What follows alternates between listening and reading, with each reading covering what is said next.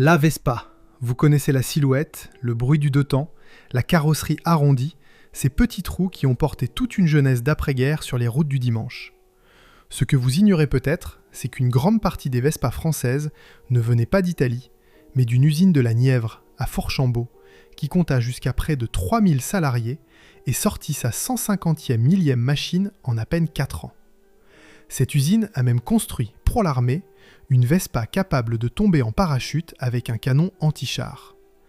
Elle avait survécu à la ruine des vieilles halles métallurgiques, survécu au pari fou du militaire, survécu au passage de la France à l'automobile. Et puis, à peine 12 ans après sa première Vespa, les portes de Fourchambault se sont fermées pour de bon. Comment une usine qui fabriquait l'un des objets les plus célèbres de France a-t-elle pu, elle, disparaître si vite ? Chapitre 1 : Les murs vides de Fourchambault. Cette histoire commence, comme tant d'aventures industrielles françaises, par des murs vides et un homme qui a froid. Nous sommes à Fourchambault, dans la Nièvre, au cœur d'un vieux pays de métal où l'on forge et l'on lamine depuis plus d'un siècle. Et l'homme qui grelotte dans ces halles à demi abandonnées, au début de l'année 1951, s'appelle Bruno Bartalucci. Il est ingénieur. Il vient de Toscane, de Pontedera, la ville de Piaggio. On l'a envoyé en avant, comme un éclaireur, avec une mission d'une simplicité brutale. Transformer ces bâtiments fatigués en une usine capable de fabriquer un scooter. Pas un scooter quelconque, la Vespa, l'objet qui en quelques années était devenu en Italie le symbole d'un pays qui se relève, qui bouge, qui recommence à vivre. Rien autour de lui ne ressemble encore à cela. Il fait froid dans ces ateliers désaffectés. Les toits laissent passer le jour. Le sol garde la mémoire d'un autre travail, celui du fer et de la fonte, qui a fait vivre la commune bien avant qu'un Italien ne vienne y parler de 2 roues. Bartalucci ne commence pas par produire. Il commence par remettre un lieu debout. Il raccorde, il aligne, il règle, il recrute. C'est le travail invisible, celui qu'aucune photographie glorieuse ne retiendra jamais.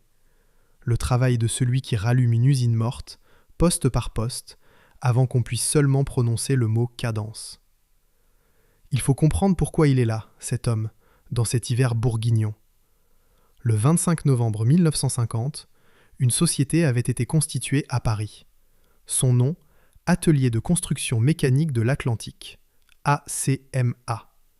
Derrière ce sigle très français, un actionnaire majoritaire italien, Piaggio. Le calcul est limpide. Vendre des Vespa en France, c'est bien. Les y fabriquer, sous licence, avec des mains françaises, c'est mieux. On échappe aux droits de douane.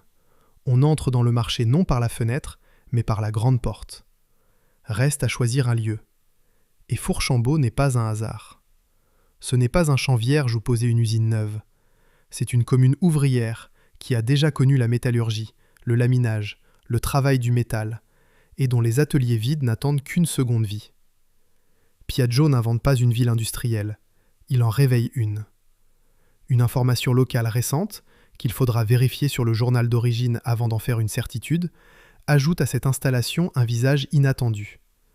Elle attribue à François Mitterrand, alors jeune député de la Nièvre, une intervention qui aurait permis de débloquer, en 1950, l'acquisition du site par Piaggio en réglant un obstacle lié à une dette sociale. Son mandat de député à cette date est établi. Le rôle exact qu'il aurait joué dans la transaction, lui, reste à confirmer. Mais si le fait se vérifie, la boucle est presque trop belle. Un futur président de la République faisant venir dans sa circonscription une usine qui, elle, disparaîtra bien avant qu'il ne devienne l'homme que la France connaîtra. Pour l'instant, il n'y a que Bartalucci, ses machines à installer et le froid. La petite Italie sur la Nièvre n'existe pas encore. Elle est un chantier. Elle va pourtant prendre plus vite que quiconque ne l'imagine. Chapitre 2. Une petite Italie sur la Nièvre. Après l'éclaireur viennent les autres. Ils arrivent de Pontedera par petits groupes, avec leurs femmes, leurs enfants, leurs habitudes toscanes. Enolo Biasci prend d'abord des responsabilités de production, avant de devenir chef de service, puis directeur technique. Autour de lui, des noms qui solent le Sud. Salvatore Cacamisi, Péricle Husch, Raffaello Mazzoncini, Angelo Boschi. Dans l'administration, on cite Leopoldo Taccola, puis Luigi Rissone. Et un jeune homme dont le seul patronyme raconte déjà toute l'affaire, Giorgio d'Ascanio, fils de Corradino d'Ascanio, l'ingénieur aéronautique qui avait dessiné la Vespa comme on dessine un avion, avec une obsession de compacité, de protection, de rationalité. Il ne faut pourtant pas se tromper sur ce noyau italien. Ce n'est pas une colonie qui commande, c'est une courroie de transmission. Une poignée de techniciens venus apprendre à des centaines d'ouvriers nivernais un savoir-faire qui jusque-là n'existait qu'en Italie. Car le vrai défi n'est pas d'importer des Italiens, il est de transformer une licence étrangère en produit français. De faire en sorte qu'un tour, une presse, un poste de peinture, servi par des hommes du bassin, sorte une Vespa aussi bonne que celle de Pontedera. Et cela marche. Cela marche même avec une violence que personne, dans ces halles autrefois glacées, n'aurait osé prédire. Voici le premier chiffre qui donne le vertige. En juin 1954, la 100 millième Vespa française sort de Fourchambault. 11 mois plus tard, on en a fabriqué 150 000. En 3 ans, une ruine industrielle est devenue l'une des grandes usines de 2 roues d'Europe. Derrière ces nombres, il y a une organisation qu'il faut se représenter. Le site n'est pas une seule grande salle, c'est une succession d'ateliers, chacun avec son bruit, son odeur, ses gestes. La tôlerie, où l'on emboutit et l'on forme la coque caractéristique de la Vespa. La préparation, où l'on ajuste, où l'on perce, où l'on assemble les sous-ensembles. La peinture, avec son odeur de solvant qui prend à la gorge et ses teintes qui font plus tard l'identité même de la marque. Et le montage, où tout converge, où le scooter naît enfin, roue après roue, sous les mains d'ouvriers qui répètent le même geste des centaines de fois par jour, jusqu'à ce que ce geste devienne une seconde nature. Cette montée en puissance transforme la commune. On ne fabrique plus seulement des scooters. On aimante une région. On attire des familles, on remplit des logements, on fait vivre des commerces. Fourchambault, qui avait connu le déclin de sa vieille métallurgie, se retrouve soudain au centre d'une aventure moderne, colorée, presque joyeuse. La Vespa n'est pas un produit triste.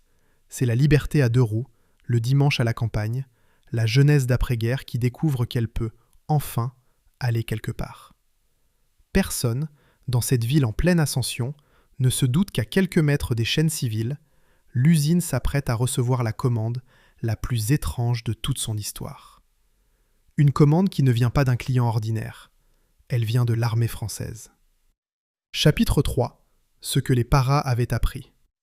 Pour comprendre cette commande, il faut quitter l'usine. Il faut cesser un instant de penser à la Vespa et penser aux parachutistes. Car la Vespa militaire ne paraît absurde que si l'on commence par le scooter. Si l'on commence par l'homme qui devait s'en servir, tout devient, soudain, parfaitement logique. En Indochine, l'armée française avait combattu dans ce que ses propres états-majors appelaient les grands vides. Des montagnes, des forêts, des régions sans route ou aux routes impraticables. Dans ces espaces, les troupes aéroportées étaient devenues essentielles, précisément parce qu'elles pouvaient être déposées loin de tout axe terrestre. On tombait du ciel là où aucun camion ne pouvait rouler. Et une fois au sol, on manquait cruellement de puissance de feu lourde, celle qu'un véhicule aurait apportée, mais qu'aucun véhicule ne pouvait atteindre. Un homme peut incarner cette génération. Il s'appelle Jacques Morin. Saint-Cyrien, résistant, déporté, il rejoint après la guerre les unités parachutistes de la Légion.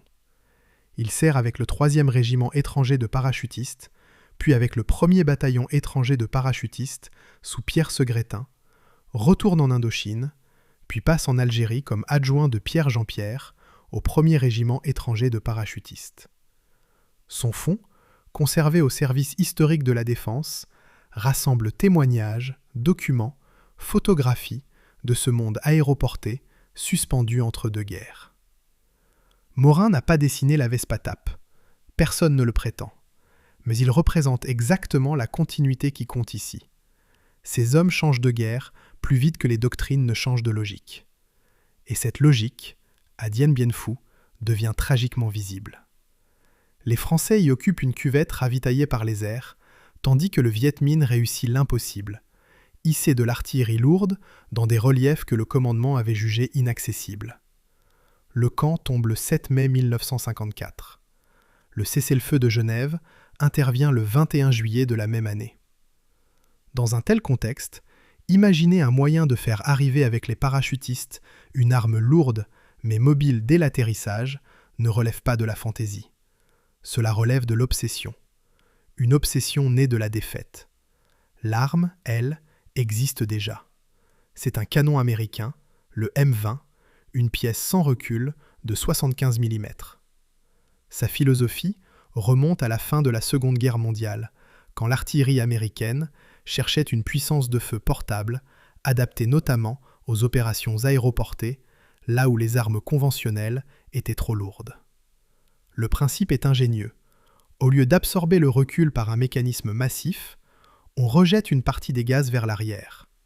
On obtient ainsi une arme portable, bien plus légère qu'un canon classique de même calibre.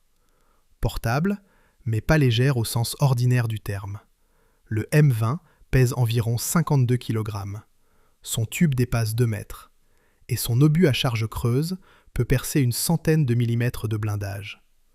Autrement dit, la mission qui va être confiée à ACEMA n'est pas d'accrocher un petit lance-roquette sur un cyclomoteur. C'est de faire voyager, sur un scooter, une arme dont le tube seul pèse presque le poids d'un passager adulte. Il faut ici corriger une erreur qui court encore aujourd'hui. La Vespa TAP n'a pas pu combattre en Indochine. Sa production ne commence qu'en 1956, 2 ans après la fin du conflit. L'Indochine n'est pas son champ de bataille, elle est son école de pensée. C'est là que des officiers comme Pierre Château-Jobert, qui commanda le 2e régiment de parachutistes coloniaux, ou Marcel Bijard, à la tête du 3e, ont appris ce que coûte l'immobilité et ce que vaut la puissance de feu qu'on peut emporter là où le terrain se referme. Le théâtre réel de la TAP, ce sera l'Algérie. Et c'est en pensant à ces guerres de mouvement, à ces insertions par le ciel, que le ministère français de la Défense passe à Fourchambault une commande dont aucun cahier des charges civil n'aurait pu rêver. Construisez-nous un scooter qui saute en parachute et qui porte un canon. Chapitre 4. Un canon sous la selle. Regardez une table de profil, et le cerveau refuse d'abord la proportion. Le tube du canon dépasse très largement l'avant du tablier. Sous l'arme, les roues restent minuscules.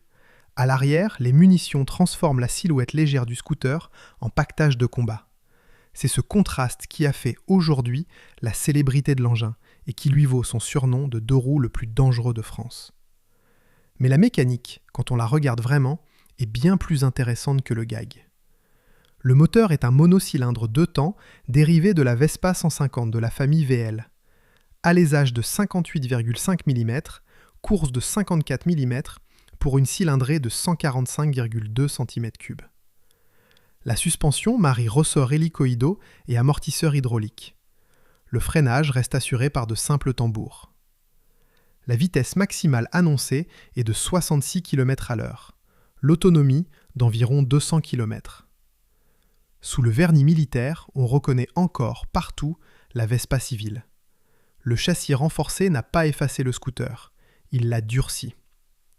Car l'élément décisif, c'est justement le cadre. Piaggio le décrit comme une structure renforcée par un tube qui contourne le tablier avant, se prolonge et forme une boucle protectrice à l'arrière. Cette armature joue à la fois le rôle de pare-choc et de support pour les porte-munitions latéraux. Le grand phare orientable reçoit une grille contre les pierres. Les commandes sont adaptées à l'usage militaire. Sur les exemplaires conservés, les collectionneurs relèvent d'autres détails. Protection du carter et de l'échappement, garde-boue et capot moteur réduit, renfort sous la caisse. On durcit un objet conçu pour aller au travail afin qu'il survive à la guerre et au choc du largage. Et l'engin ne part pas seul. Le pactage militaire complet, tel que le décrit le Museo Piaggio, comprend le canon, mais aussi 6 munitions, 2 jerrycans de carburant et un petit chariot pour transporter le matériel. L'ensemble pèse environ 115 kg dans la définition du musée, même si la composition exacte de ce poids annoncé mérite prudence. Ce n'est plus un scooter, c'est un système, un moyen de déplacer d'un même mouvement une arme, ses obus, son carburant et son équipe. Reste la question du canon lui-même. Le tube du M20 passe sous la selle, légèrement oblique par rapport à l'axe du véhicule. C'est de là que vient la légende la plus tenace, celle du parachutiste assis à califourchon sur le canon, fonçant vers l'ennemi et tirant en roulant. Visuellement, l'image fonctionne. Mécaniquement, elle est fausse. La selle reste la selle. Le conducteur est au-dessus du tube, pas installé sur l'acier nu de l'arme.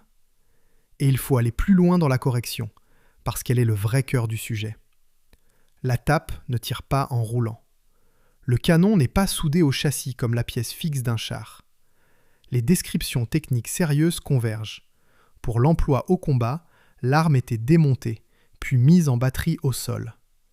Cela tient à la nature même du canon sans recul, qui rejette ses gaz vers l'arrière et crée, derrière la culasse, une zone mortelle au moment du tir. On ne fait pas cela depuis une selle de scooter. On l'emporte, on le pose, on le serre. Voilà la révélation qui rend cette machine plus intelligente et non moins étrange. On n'a pas demandé à ACMA de construire un char miniature. On lui a demandé de construire un porteur, un engin capable de faire descendre du ciel, avec les hommes, une capacité anti-char qui aurait autrement exigé bien plus de portage humain ou un véhicule bien plus encombrant. Le scooter n'est pas le canon. Le scooter est la mule. Environ 600 Vespa TAP sortiront de Fourchambault entre 1956 et 1959, peintes en verre et en sable, destinées notamment à la Légion étrangère et aux parachutistes. Elles sont parachutables, Piaggio le confirme. Mais être parachutable ne prouve pas avoir été parachuté au combat, et c'est une distinction que ce film gardera présente jusqu'au bout. Le détail le plus stupéfiant n'est peut-être pas que l'armée ait transformé un scooter en porteur de canon. C'est qu'elle ait conservé, de la Vespa d'origine, suffisamment pour qu'au premier regard, l'objet reste une Vespa. Chapitre 5. L'usine monde. Pendant que les TAP prennent leur teinte de camouflage dans un coin de l'usine, tout le reste de Fourchambault vit à un rythme que la ville n'avait jamais connu. Car cette usine n'est pas seulement un lieu où l'on assemble des scooters. Elle est en train de devenir, pour une petite commune de la Nièvre, quelque chose de bien plus vaste. Un monde. Voici le chiffre, et je ne l'emploierai qu'une fois, car il se suffit à lui-même. En 1956, l'ACMA compte près de 2000 salariés. L'année suivante, elle atteint son sommet, environ 2800 personnes. Pour une ville de cette taille, ce nombre ne dit pas seulement un effectif. Il dit des milliers de départs, chaque matin, vers le même portail. Des fiches de paye dépensées dans les mêmes rues. Des ménages entiers dont les journées s'organisent autour des horaires d'une seule entreprise.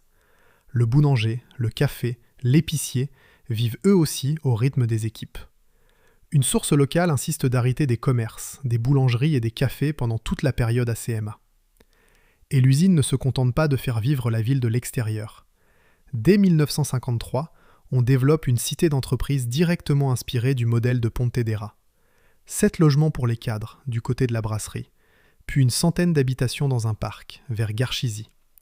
À proximité des ateliers, un centre social réunit une cantine, une salle destinée aux fêtes et aux bals, une petite bibliothèque. On crée même un club de football, le Racing Club Nivernais.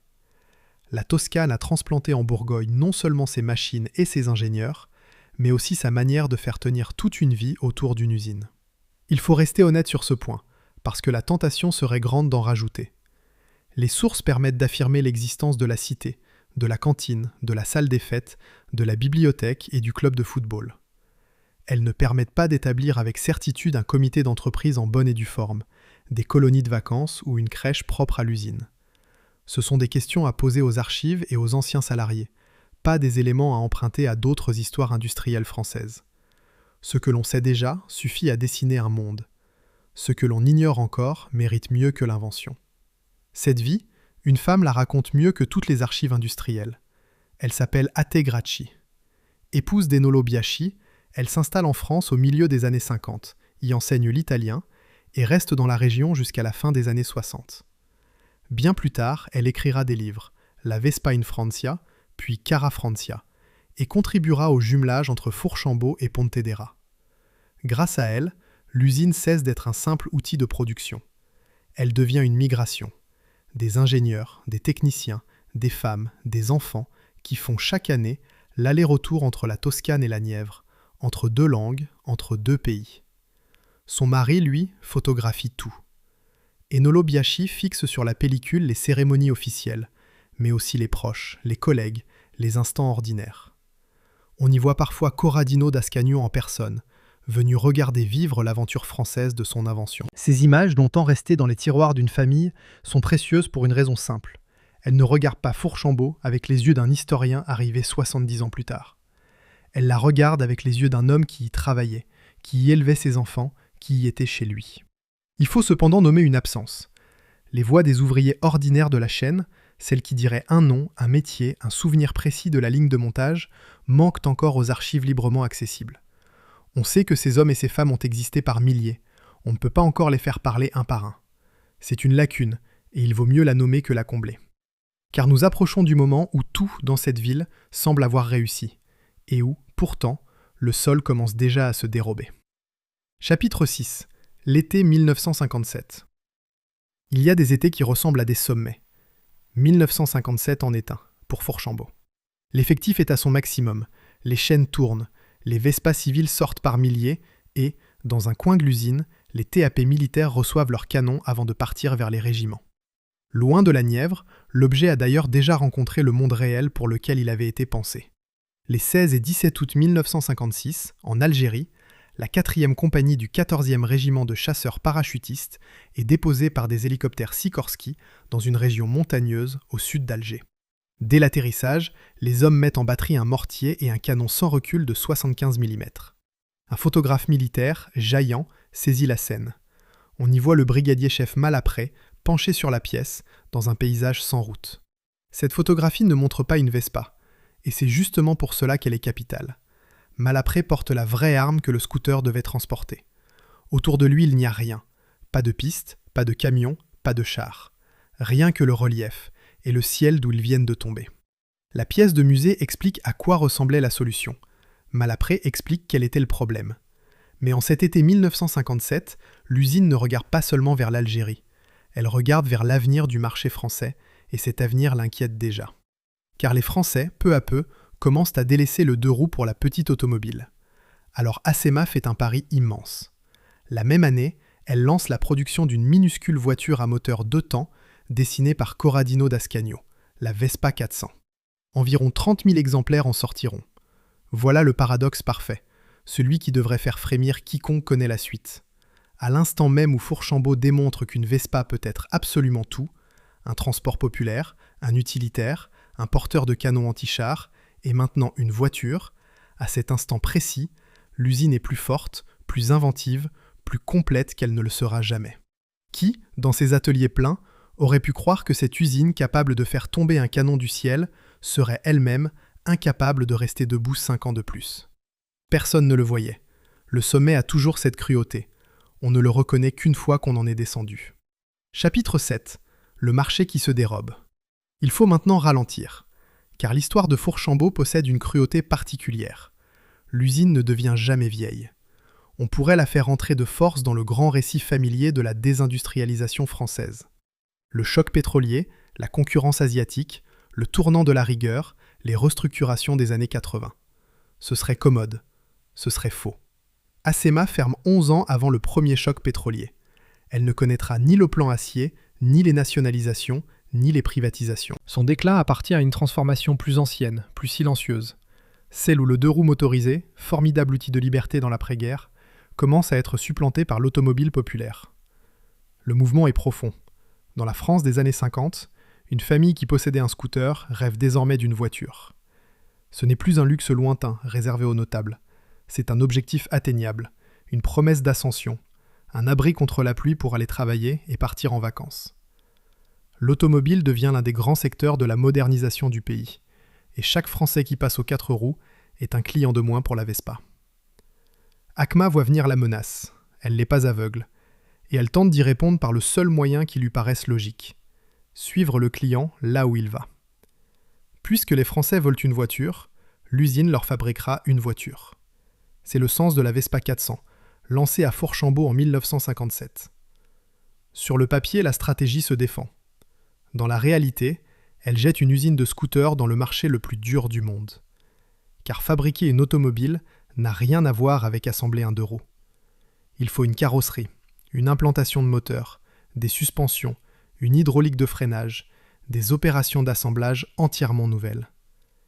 Les photographies du site montrent l'ampleur des installations qu'il faut consacrer à cette production. Fourchambault ne diversifie pas un scooter. Elle change de métier. Et le métier, cette fois, est déjà occupé. La Renault 4 chevaux, la Citroën 2 chevaux, bientôt la Renault Dauphine, ont pris une place immense dans l'imaginaire de la voiture populaire française. En Italie, la nouvelle Fiat 500 apparaît presque au même moment que la petite Piaggio. Le marché que la Vespa dominait, celui du 2 roues, était un marché où même les concurrents faisaient, indirectement, la publicité de la Vespa. Le marché de l'automobile, lui, est un champ de bataille mondial où Fourchambault arrive en retard, en petit et sans réserve. On raconte parfois une histoire plus nette, presque romanesque. Fiat aurait fait pression pour que Piaggio abandonne la 400 et protège ainsi la 500. L'anecdote existe, sous plusieurs formes, dans la littérature automobile. Je ne l'ai pas trouvée établie par une source de premier ordre. Il vaut mieux la laisser à sa place, celle d'une tradition non démontrée, et regarder ce que nous possédons de solide. Car ce que nous possédons est meilleur que la légende. Nous avons le raisonnement de Piaggio lui-même. Chapitre 8. Le calcul de Pontedera. En 1961, une décision est prise. Elle ne se prend pas à Fourchambault. Elle se prend à Pontedera, et elle scelle le sort de l'usine française. Le Museo Piaggio conserve des notes de Corradino d'Ascanio qui en gardent la logique. Enrico Piaggio, l'homme qui dirige le groupe, fait un constat lucide. Sur le marché du scooter, expliquait-il en substance, même les concurrents contribuent à faire connaître la Vespa. La marque est si forte qu'elle profite de l'agitation générale. Sur le marché automobile, c'est l'inverse. Là, Piaggio se retrouve seul, minuscule, face à la concurrence du monde entier. L'entreprise juge donc préférable d'arrêter la voiture et de concentrer ses forces sur la Vespa et ses dérivés. C'est l'une des décisions les plus importantes de toute cette histoire, et il faut la regarder en face, sans en faire un crime. Enrico Piaggio ne décide pas de tuer Fourchambault. Il choisit de protéger le métier dans lequel son groupe possède la marque la plus puissante du monde. Vu de Pontedera, le calcul est rationnel, il est même sage. Mais il y a 2 échelles dans cette décision, et elles ne coïncident pas. Vu de Pontedera, on renforce un champion mondial. Vu de Fourchambault, on retire à l'usine sa seule tentative d'échapper à l'effondrement de son marché d'origine. La Vespa 400 s'arrête. Environ 30 000 exemplaires auront été produits. Et l'usine française se retrouve de nouveau dépendante d'un secteur, le 2 roues, dont la demande française a déjà commencé à se retourner contre elle. Voilà exactement le type de décision que la désindustrialisation française reproduira des décennies plus tard à une toute autre échelle. Un choix défendable au niveau du groupe et dévastateur au niveau du territoire. Il n'y a pas de méchants dans cette scène. Il n'y a pas de traîtres, pas de pillards, pas de bradeurs. Il y a seulement le moment où les intérêts d'un groupe et le destin d'une ville cessent d'être la même chose. C'est parfois tout ce qu'il faut. Après l'arrêt de la voiture, les ventes de scooters continuent de baisser. Piaggio le constate froidement dans son récit. La demande diminue, progressivement, inexorablement. L'usine, qui 5 ans plus tôt sortait sa 150 millième Vespa et fabriquait un canon volant pour l'armée française, l'usine qui employait près de 3000 personnes, cette usine-là voit son sol se dérober un peu plus chaque trimestre.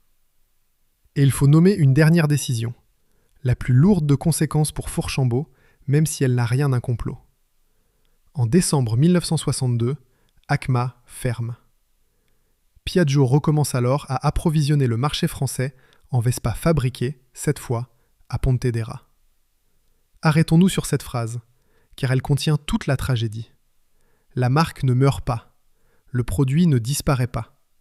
La Vespa survivra, deviendra même l'une des grandes icônes mondiales du 2 roues. Ce qui disparaît, c'est le lieu français où on la fabriquait. Le marché n'a pas rejeté la Vespa, il continuera de l'acheter. Simplement, le travail a traversé une frontière. Chapitre 9. Le dernier hiver. En décembre 1962, une archive locale donne au dernier acte sa voix. Un tract de l'Action catholique ouvrière annonce que l'ACMA va fermer et que plus de 300 ouvriers vont se retrouver au chômage. Il faut faire attention à ce nombre. 300. Il ne dit pas le nombre total d'emplois perdus depuis l'apogée. Le sommet, près de 2800 personnes, avait été atteint des années plus tôt. Depuis, les départs non remplacés, les réductions de production, l'arrêt de la voiture avaient déjà fait fondre l'effectif. Ces 300 ne sont pas toute la perte. Ils sont ce qu'il en reste. La dernière concentration humaine, visible, au moment où l'existence même de l'usine touche à sa fin. C'est précisément pour cela que le chiffre serre le cœur. Le déclin industriel ne se produit pas le jour de la fermeture. Il arrive avant. Une personne à la fois. Un atelier ralenti. Une équipe n'est plus complète. Un voisin que l'on croisait chaque matin au portail prend un autre emploi, ailleurs. Une cadence cesse d'exiger le samedi.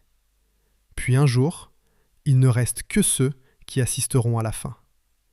Ce que l'on ne trouve pas encore, dans les archives librement accessibles, ce sont les noms de ces 300 derniers. Le détail de leurs indemnités. La ventilation des licenciements, métier par métier. Les trajectoires de reclassement, pour ceux qui en eurent une. C'est la lacune principale de cette histoire, et ce devrait être la priorité absolue d'une collecte de mémoire à Fourchambault, tant qu'il est encore temps.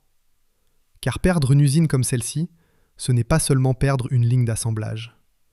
La croissance d'ACMA avait provoqué la construction de logements.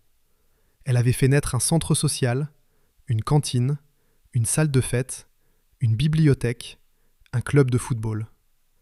Elle avait fait prospérer les commerces, les boulangeries, les cafés. Le devenir précis de chacune de ces institutions après la fermeture n'est pas documenté dans les sources en ligne, et je ne le devinerai pas à leur place. Mais on comprend, sans avoir besoin de tout dater, ce qui se défait quand une usine de cette nature s'éteint. C'est pas un bâtiment qui se vide, c'est un tissu qui se déchire. Il serait pourtant faux de faire tomber le rideau sur une ruine instantanée. Le site ne devient pas un désert du jour au lendemain. Des sources indiquent une reprise du complexe par Simca Industrie l'année suivante, puis des activités liées à différents ensembles industriels et aux véhicules utilitaires. Une partie de ce grand paysage mécanique, entre Fourchambault et Garchizy, continue de travailler après la disparition d'ACMA. Cela ne rend pas l'histoire moins triste. Cela la rend plus vraie. Ce n'est pas le scénario facile où des milliers d'ouvriers sortent un vendredi soir et où les ronces envahissent les halles le lundi matin. C'est une succession de couches. Les lettres sur la façade changent, les actionnaires changent, les produits changent. Ce qui ne revient jamais, c'est l'ACMA qui faisait des Vespa françaises. Chapitre 10. Les visages sur le mur. Passons devant ces bâtiments aujourd'hui et l'histoire pourrait s'arrêter là. Une friche de plus, un nom effacé de plus. La Nièvre en compte comme toute la France industrielle. Mais quelque chose ici a refusé l'oubli.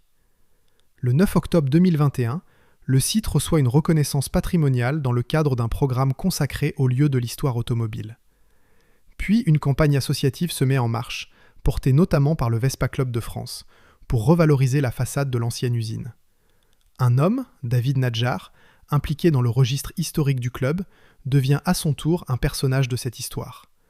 Non plus celui qui fabrique les Vespa, mais celui qui tente de sauver le souvenir de ceux qui les fabriquaient. En octobre 2025, le projet aboutit. Sur une façade longue d'environ 260 mètres, une immense scénographie extérieure mêle photographie d'archives, ouvriers, machines, publicité, véhicules. Le mur où l'on fabriquait autrefois des scooters se couvre des images de ceux qui les fabriquaient. Regardez bien ce renversement, car il est l'image finale de tout ce film. À l'apogée, cette usine était capable de produire à grande échelle un objet italien devenu français. Elle était même capable, à la demande de l'armée, de construire un scooter qui tombait du ciel avec un canon anti-char. Aujourd'hui, une partie de cette même façade sert à afficher les visages de cette production. L'usine est devenue son propre album de famille. La mémoire de la famille Biaschi revient d'ailleurs jusque dans cet épilogue.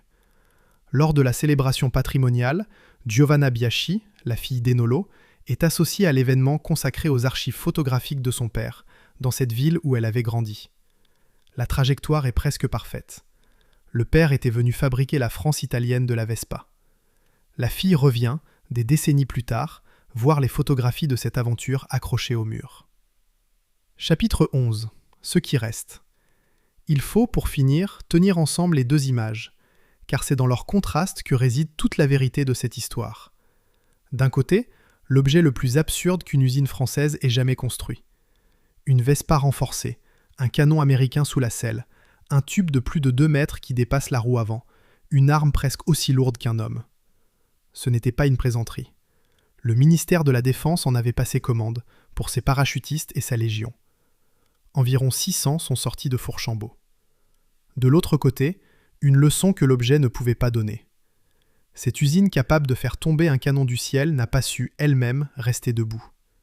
6 ans après le sommet, elle n'existait plus.